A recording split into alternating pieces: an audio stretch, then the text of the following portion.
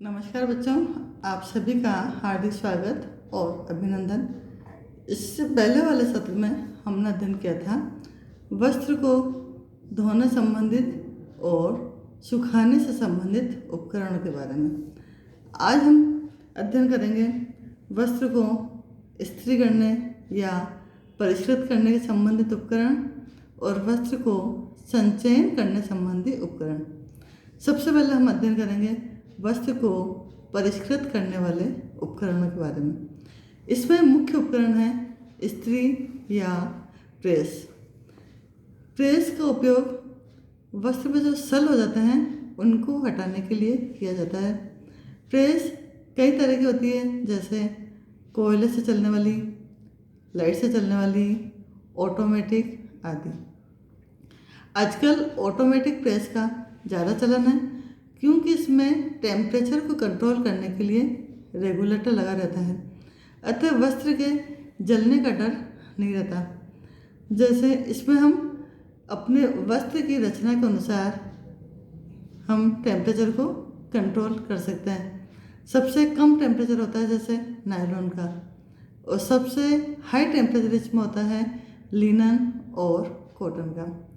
इसके अलावा लोहे की प्रेस भी आती है जो व्यावसायिक स्तर पर काम में ली जाती है, क्योंकि लोहे की प्रेस वजन में भारी होती है, इसलिए भारी वस्त्रों पर जैसे जीन्स वगैरह पर इस पर आसानी से इसके द्वारा प्रेस हो सकती है। लेकिन इसमें जंग लगने का डर रहता है, अतः इसकी मेंटेनेंस बहुत आवश्यक होती है। और इसके अलावा जो लोहे की प्रेस है उसके द्वारा अनुभवी व्यक्ति ही प्रेस कर सकता है, क्योंकि उसमें हाथ लगाकर टेम्परेचर को चेक करना होता है कि प्रेस कितनी गर्म हुई। यदि हम एकदम सूक्ष्म रचना वाले कपड़े पर हैवी प्रेस करते हैं तो कपड़े पर चूँकि प्रेशर ज़्यादा लगता है तो सल पड़ जाता है। इसलिए कपड़े की रचना के अनुसार हमें प्रेस का चयन करना चाहिए।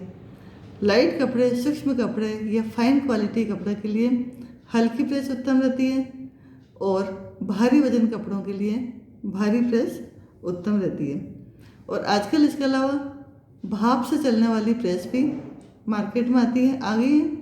इसमें क्या होता है, हमें सूती कपड़ों पर छींटे लगाकर थोड़ी देर रखना चाहिए ताकि मॉइस्चर उसमें फैल जाए और सल इसके द्वारा आसानी से बाहर निकल जाते हैं।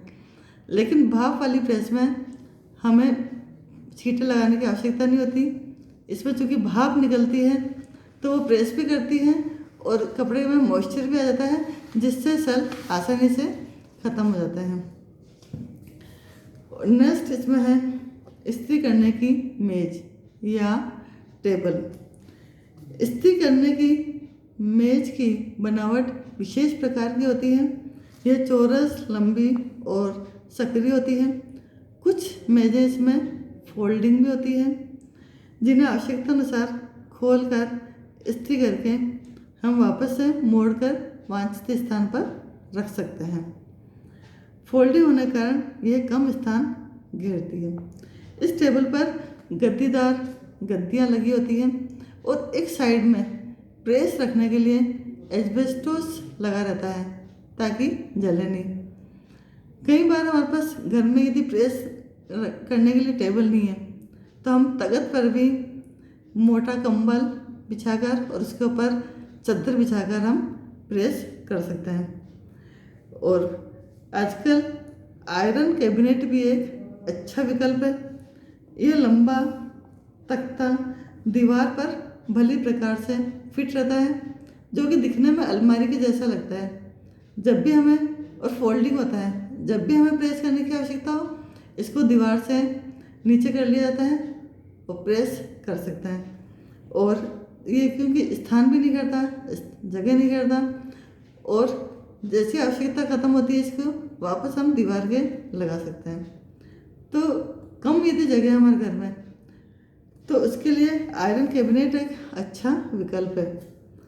नेक्स्ट प्रेस करने के लिए हमें चाहिए मग, पानी और तौलिया। मग, पानी और तौलिया ये भी प्रेस करने से संबंधित उपकरण ही है।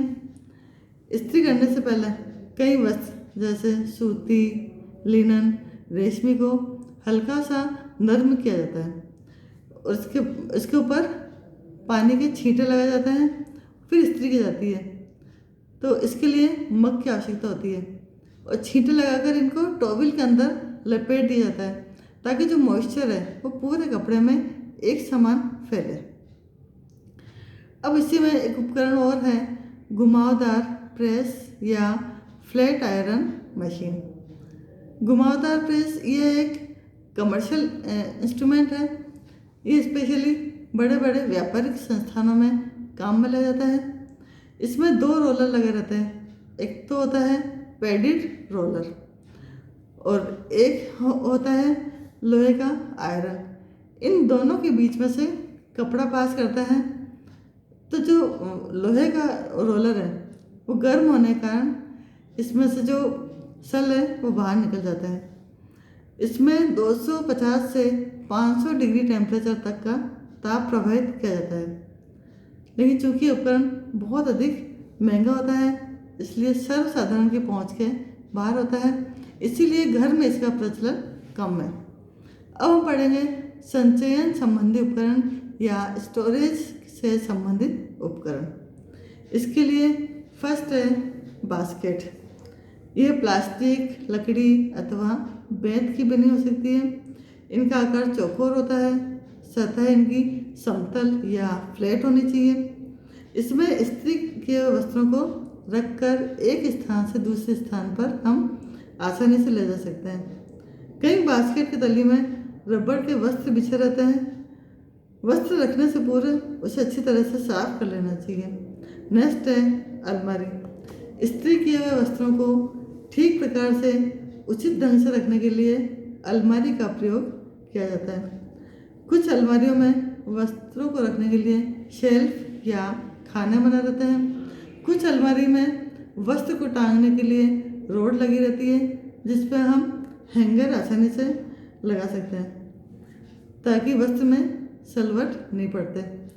वस्त्र को स्टोरेज करने के लिए अलमारी सबसे सुरक्षित बहुत अच्छा उपकरण होता है। धुलाई क्रिया में अनेक सामग्री प्रयुक्त की जाती है जिन्हें रखने की भी उचित व्यवस्था अलमारी में हो सकती है, जैसे रासायनिक पदार्थ, बेंजीन, बोरेक्स, बोरिक पाउडर, नील, कलफ, मग, कटोरी, ब्रश।